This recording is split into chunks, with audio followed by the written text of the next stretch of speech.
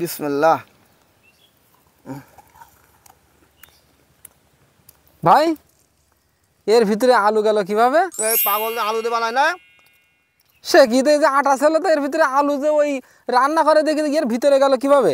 মাথা বড় গরম হয়ে যাচ্ছে বলে আলু কি দিতে জানিস না? ও মা, সে কি? এই বানানোর সময় আলু দেয় না? আলু দিয়ে কেটে কেটে দেয়। এ তো আলুই তো। তাহলে মাথা গরম হয়ে যায় না? তাহলে আলু না তো তো এর ভিতরে গেল কিভাবে? আল্লাহ বানানোর সময় যায়, তোর পেটের মধ্যে ভাত যায় কি কিরকম কিছু যায় হতে আমি খাই তাই যাই। ও খায় বানানোর সময় খাওয়াই নাই ওর। এতে তো কোনো দরজা নেই। ওই এ তো কোনো দরজা নেই। এই দেখ এই দেখ এই দেখ এই দেখ এই দেখ এই দরজায় আটকানি, এই না আটকানি দেখতে পাচ্ছিস?